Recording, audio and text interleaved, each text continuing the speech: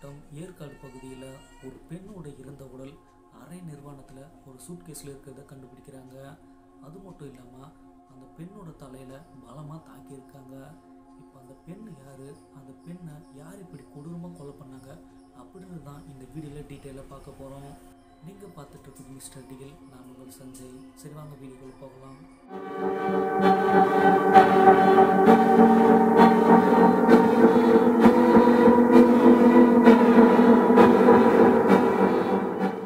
அது மார்ச் 20, 2024 சேலம் மாவட்டம் ஏற்காடு பகுதி அலைப்பகுதி அப்படின்றதுனால ஃபாரஸ்ட் ஆஃபீஸர் காலையில் ஏதாவது அனிமல்ஸ் ஏதாவது நடமாடிட்டு இருக்கா அப்படின்னு பார்க்கறதுக்காக காலையில் ரோந்து போயிட்டு இருந்திருக்காங்க.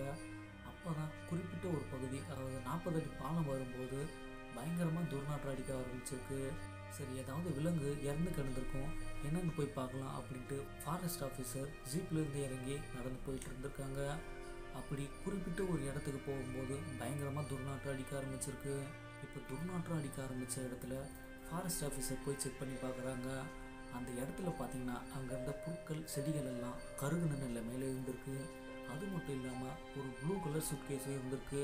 அந்த சூட்கேஸில் ஈக்களெல்லாம் முக்கியத்தை பார்த்து சந்தேகப்பட்ட வனத்துறையினர் உடனே போலீஸ்க்கு கால் பண்ணிடுறாங்க. போலீஸும் அங்கே வந்து என்ன தான் இருக்குது அப்படின்னு செக் பண்ணிட்டு இருக்காங்க. அப்படி செக் பண்ணும்போது அந்த சூட்கேஸ் திறந்து பார்த்த போலீஸ்க்கு பயங்கரமான ஷாக். ஒரு பெண்ணோட இறந்த உடல் அரை நிர்வாணத்தில் அழுகுற நிலைமையில் தலையில் பலத்த காயத்தோடு இருந்திருக்கு. இப்போ போஸ்ட்மார்ட்டம் பண்ணுறதுக்காக அந்த உடல் சேலம் கவர்மெண்ட் ஹாஸ்பிட்டலுக்கு அனுப்பப்படுது. போஸ்ட்மார்ட்டம் ரிப்போர்ட்டில் என்ன வந்திருக்குன்னா, இந்த பெண்ணுக்கு 30 வயது கிட்ட இருக்கும். அது மட்டும் இல்லாமல் தலை பயங்கரமாக சிதைஞ்சிருக்கு. அழுகுன நிலைமையில் இருக்கிறதால இந்த பெண் யார் அப்படின்னு கண்டுபிடிக்க முடியலன்னு வந்திருக்கு. இப்போ போலீஸ் என்ன பண்ணுறாங்கன்னு பார்த்தீங்கன்னா, பக்கத்து ஏரிக்கெல்லாம் போயிட்டு ஏதாவது பெண் மிஸ்ஸிங் கேஸ் இருக்கா அப்படின்னு செக் பண்ணி பார்க்குறாங்க. அப்படி எதுவும் மிஸ்ஸிங் கேஸ் இல்லாததுனால அடுத்து போலீஸ் என்ன பண்ணுறது அப்படின்னு யோசிச்சுட்டு இருந்தாங்க. அப்போ தான் அந்த போலீஸ்க்கு அந்த சூட்கேஸ் ஞாபகம் வருது. அந்த சூட்கேஸில் ஏதாவது எவிடன்ஸ் கிடைக்குதா அப்படின்னு பார்க்கலான்னு செக் பண்ணிட்டு இருக்காங்க. அப்போ தான் அந்த சூட்கேஸ் மேலே ஒரு பார்கோடு இருந்திருக்கு. இப்போ அந்த பார்கோடை ஸ்கேன் பண்ண போலீஸ்க்கு என்ன தெரியுதுன்னா, இந்த சூட்கேஸில் லூலு மால் அப்படின்ற ஒரு இடத்துல தான் வாங்கியிருக்காங்க அப்படின்னு தெரிய வருது. உடனே அந்த லூலு மாலுக்கு கால் பண்ணி இந்த சூட்கேஸு யார் யார் வாங்கினாங்களோ அவங்க டீட்டெயில்ஸ் எல்லாம் எனக்கு வேணும் அப்படின்னு கேட்டிருக்காங்க. உடனே அந்த லூலு மாலில் இருந்தவங்க என்ன சொல்லியிருக்காங்கன்னா, குறிப்பிட்ட சில நாட்களில் இந்த சூட்கேஸு 12 பேர் வாங்கியிருக்காங்க அப்படின்னு சொல்லியிருக்காங்க. உடனே போலீஸ் அந்த 12 பேரோட டீட்டெயில்ஸ் வாங்கி செக் பண்ணி பார்க்குறாங்க. அதில் 10 பேர் அந்த சேலம் மாவட்டத்தில் தான் இருந்திருக்காங்க. அதில் ஒருத்தர் மட்டும் அந்த சூட்கேஸை கொண்டுட்டு ஃபாரின் போயிருக்காரு. அதில் இன்னொருத்தர் இருந்திருக்கார் இல்லையா, அவர் மட்டும் காலே அட்டன் பண்ணலை. இப்போ உடனே போலீஸ்க்கு சந்தேகம் வந்துடுது. அதனால் சிசிடிவி செக் பண்ணி அது யார் அப்படின்னு கண்டுபிடிக்கிறாங்க. இப்போ சிசிடிவி செக் பண்ணிவிட்டு அவருடைய டீட்டெயில்ஸ் எல்லாம் எடுக்க ஆரம்பிக்கிறாங்க. இந்த 12வது ஆளாக இருந்திருக்காரு பார்த்தீங்களா, அவரோட பேர் என்னென்னா நடராஜன். அந்த நடராஜன் திருப்பத்தூர் மாவட்டத்தில் ஜோலார்பேட்டையில் தான் தங்கியிருக்காரு அப்படின்னு உங்களுக்கு தெரிய வருது. உடனே அங்கே போயிட்டு இவரை பற்றி அங்கே விசாரிக்க ஆரம்பிச்சிருக்காங்க. அதே சமயத்தில் ஏற்காடு விஇஓ கிட்ட வந்து 2 பேர் சரண்டர் ஆகிருக்காங்க. அந்த 2 பேர் யாருன்னா நடராஜன், கனிவளவன். அவங்க 2 பேரும் எதற்கு சரண்டர் ஆகிருக்காங்கன்னு பார்த்தீங்கன்னா, இந்த போலீஸ் எல்லாம் தேடிட்டு இருக்காங்க இல்லையா அந்த சூட்கேஸ் மர்டர் கேஸுக்கு, அந்த கொலையை பண்ணதே நாங்கள் தான் அப்படின்னு இந்த 2 பேர் வந்து சரண்டர் ஆகிருக்காங்க. உடனே அந்த விஓ என்ன பண்ணுறான்னு பார்த்தீங்கன்னா, அந்த போலீஸுங்களுக்கெல்லாம் ஃபோன் பண்ணிட்டு, நீங்கள் தேடிட்டு இருக்க சூட்கேஸ் மர்டர் கேஸு சம்மந்தமாக இங்கே 2 பேர் வந்து சரண்டர் ஆகிருக்காங்க அப்படின்னு சொல்கிறாங்க. உடனே அந்த போலீஸ் எல்லாம் வந்து இவங்க 2 பேரை அரெஸ்ட் பண்ணிவிட்டு இப்போ தீவிரமாக விசாரிக்க ஆரம்பிக்கிறாங்க. அந்த விசாரணையில் போலீஸுக்கு தெரிய வந்தது என்னன்றது இப்போ பார்ப்போம். அந்த நடராஜன் அப்படின்றவனுக்கு 32 வயது இருந்திருக்கு. அது மட்டும் இல்லாமல் அவனுக்கு கல்யாணம் ஆகிட்டு 2 குழந்தைங்களும் இருந்திருக்காங்க. இவன் கத்தாரில் ஒரு கம்பெனியில் வேலை பார்த்துட்டு இருந்திருக்கான். அதே கம்பெனியில் சுப்புலட்சுமி அப்படின்றவங்களும் வேலை பார்த்துட்டு இருந்திருக்காங்க. இவங்களுக்கு 33 வயதாகி இருந்திருக்கு. அவங்களுக்கும் ஒரு கல்யாணம் ஆகி 2 குழந்தைங்க இருந்திருக்காங்க. சுப்புலட்சுமிக்கு டைவர்ஸ் ஆன காரணத்தினால அந்த குழந்தைகளை அவங்க அம்மா கிட்ட விட்டுட்டு இவங்க கத்தாருக்கு வேலைக்கு போயிருந்திருக்காங்க. இவங்க 2 பேரும் தமிழ் ஆளுங்க அப்படின்ற காரணத்துக்காக இவங்க ஸ்டார்டிங்கில் பேச ஆரம்பிச்சிருக்காங்க. நாளடைவில் இவங்க பேசிக்கிட்டு இருந்தபோது இவங்க 2 பேருக்குள்ள காதலும் ஏற்பட்டிருக்கு. அது மட்டும் இல்லாமல் இவங்க 2 பேரும் சேர்ந்து ஒன்றா இப்போ இவங்க 2 பேரும் அது மட்டும் இல்லாமல் இவங்க 2 பேரும் சேர்ந்து பல இடங்களுக்கு சுற்றிருக்காங்க. சுப்புலட்சுமியோட ஊர் என்னென்னா தேனி மாவட்டத்தில் இருக்கிற முத்துலாபுரத்தில் தான் தங்கி இருந்திருக்காங்க. இப்போ இவங்க கத்தார்லேருந்து லீவுக்காக அவங்கவுங்க சொந்த ஊருக்கு வராங்க. இப்போ இவங்க ஊருக்கு வந்துட்டு பிறகு அவங்க ஊரில் ரொம்ப நாளாக சந்தோஷமாக தான் இருந்திருக்காங்க. இப்போ லீவு முடிஞ்சு திரும்ப கத்தாருக்கே போவதாக இவங்க 2 பேரும் சொல்லிட்டு கிளம்பியிருக்காங்க. இப்படி இவங்க கிளம்புன 2 பேரும் கோயம்புத்தூர் பீலமேடு பகுதியில் ஒரு வீட்டை வாடகைக்கு எடுத்து அங்கே தங்க ஆரம்பிச்சிருக்காங்க. அங்கேயே ஒரு வேலையை தேடிட்டு இவங்க 2 பேரும் அங்கேருந்து வேலைக்கு போக ஆரம்பிச்சிருக்காங்க. இப்போ சுப்புலட்சுமியும் நடராஜனும் தனிமையில் இருக்கும்போது நடராஜன் கிட்ட ராஜேஸ்வரி அப்படின்ற அவங்களுடைய மனைவி டேட்டூ இருக்கிறத பார்க்குறாங்க.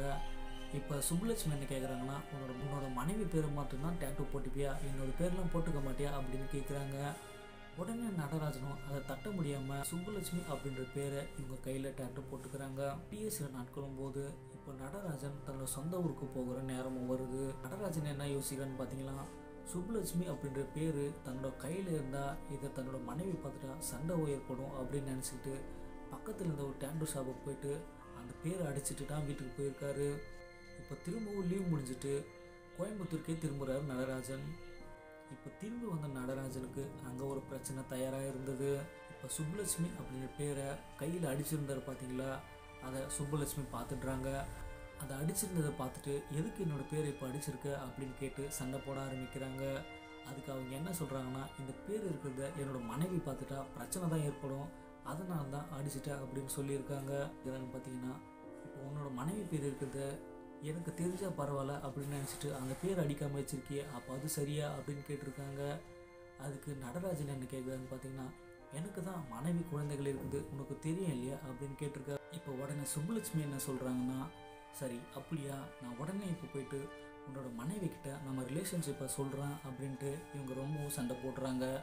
இதனால் கோபமடைந்த நடராஜன் என்ன பண்ணுறான்னு பார்த்தீங்கன்னா, பக்கத்தில் இருந்த ஒரு இரும்பு ராடை எடுத்து அவங்க தலையிலே அடிச்சிடுறாங்க. அதுக்கு அடுத்ததாக அந்த இடத்துலேருந்து இவங்க வெளியும் போயிடுறாரு அந்த நடராஜன்.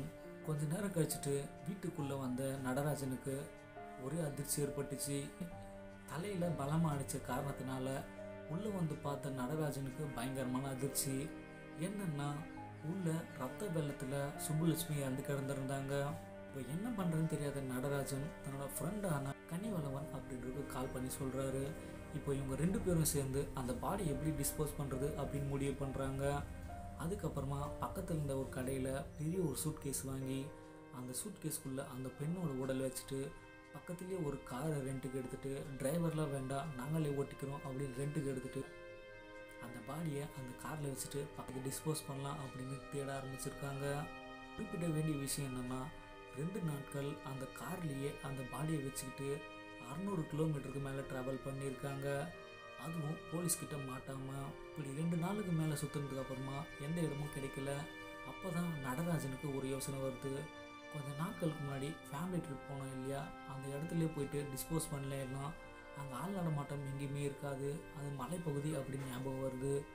உடனே நடராஜன் என்ன பண்ணுறான்னு பார்த்தீங்கன்னா, அந்த ஆள் நடமாட்டமே இல்லாத இடத்துக்கு போயிட்டு யாருமே இல்லை அப்படின்னு முடிவு பண்ணதுக்கு அப்புறமா அந்த பாடியை எடுத்துகிட்டு அங்கேருந்து வீசுகிறாரு. இப்போ யாருக்கிட்டேயும் மாட்டல அப்படின்னு நினச்சிட்டு வழக்கம் போல் இவங்க கோயம்புத்தூரில் ஒரு இடத்துல தங்கியிருந்தாங்க இல்லையா, அந்த இடத்துக்கு போயிட்டு அங்கே தங்கிட்டு வழக்கம் போல் வேலைக்கு போக ஆரம்பிச்சிருக்காரு. இப்படி சில நாட்கள் கழித்து தான் போலீஸ் எல்லாரும் அந்த நடராஜனோட டீட்டெயில்ஸ் வாங்கிட்டு அவங்க சொந்த ஊருக்கு போய் விசாரித்தாங்க இல்லையா, இந்த நியூஸ் நடராஜனுக்கு தெரிய வருது.